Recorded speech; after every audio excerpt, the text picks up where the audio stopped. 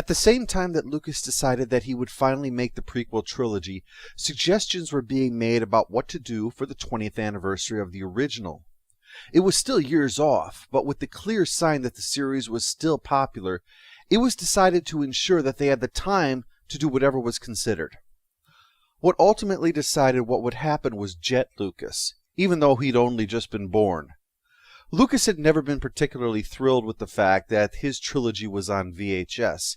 He felt that movies required the theatrical experience, and he thought that when his third adopted child, Jet, was old enough, he wanted him to be able to first experience Star Wars in a movie theater. So the plan was for a reissue for the anniversary, but that seemed a little drab. Lucas said that he also wanted to take the opportunity to insert the Jabba the Hutt scene back into the original film as it had always been intended. They had the time and technology to finally insert the character in the place where the actor was standing in, what Lucas would have done in 1977 if time and money hadn't run out. Also, he'd like to tweak Mos Eisley a little bit to make it a bit larger than what was conveyed in the original film. All in all, he was thinking a couple dozen shots at most, which, given that Return of the Jedi could have that many in a single minute of film, wasn't all that much. It was really no different than re-releasing a director's cut of a film, which had happened with Lucas's own American Graffiti when it was re-released. The difference this time was that the shots are being restored were ones that were either not up to snuff or hadn't properly existed. And this wasn't unprecedented either. When Steven Spielberg completed Close Encounters of the Third Kind, he was unhappy with the cadence in a few places and wanted to go back and film some extra scenes for that movie. But the studio said they were going broke and the film had to go on schedule rather than delaying it in order to keep the studio alive. So an agreement was made to release the film on time and then release it again with the additional scenes in it. What Lucas had in mind at this point was something less ambitious than that. The only difference in this case being the time scale was much larger between the original release and the altered release. But there's a reason I say at this point. Dennis Muren and Ty Ruben Ellingston over at ILM were discussing this project, and soon Muren approached Lucas with his own list of things about the film that had always bothered him, shots ILM had done that he thought were equally deserving of being fixed. Then, Tom Kennedy, handling special effects on Radioland Murders, offered up a list, and soon it snowballed. Lucas was hesitant about having opened the door to all this. He had just wanted to fix these few obvious glaring flaws. But the more they said, the more he started to come around to their idea. Soon, he was excited at the possibilities that this presented.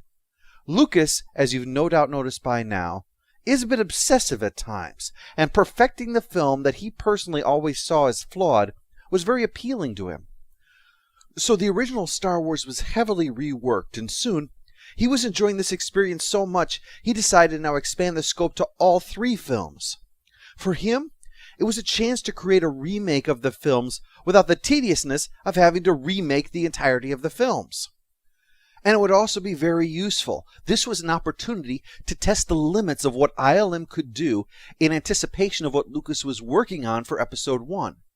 If a purely digital Jabba or Cy Snoodles could work for the audience, then there was a good chance their new digital character could work too.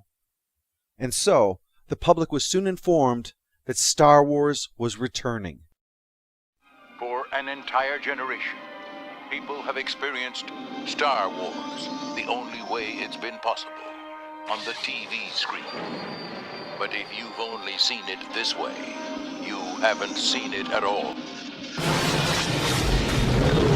Now, it was a significant undertaking, costing $10 million just for the original film alone. But it proved worth it. The reception for the films were mostly positive and brought in $250 million, though it did cause the first rumblings within the fan community. Most notorious was the fact that the scene in which Han Solo shoots Greedo was changed so that, rather than gunning down the bounty hunter threatening to kill him, Han waits until after Greedo has already taken a shot at him before shooting. It was probably the first moment that Lucas drew serious ire from his fans. While other shots would be criticized, such as the decision of having Han step on Jabba's tail, or giving the Sarlacc a beak, nothing would draw more ire than this. It served as a lightning rod, a focus for dislike for these changes, as even those who enjoyed the special editions admitted to cringing at this seeming attempt to sanitize. Something Steven Spielberg would likewise experience with his special edition of E.T., replacing firearms with walkie-talkies, and together making revising films in this manner less attractive. Even Star Wars licensed works mocked this, including an entire story in Dark Horse Comics revolving around the shooting and the Emperor, who presides over the case, concluding that no one has the right to change history, except of course me. Either way, Star Wars was definitely back, and the special edition succeeded in ratcheting up the interest on the arrival of Episode 1. But their involvement had played a significant part in slowing down Lucas's progress on the development of the script, and he'd have to work hard because it was clear the public was salivating to see just what would come in this new film.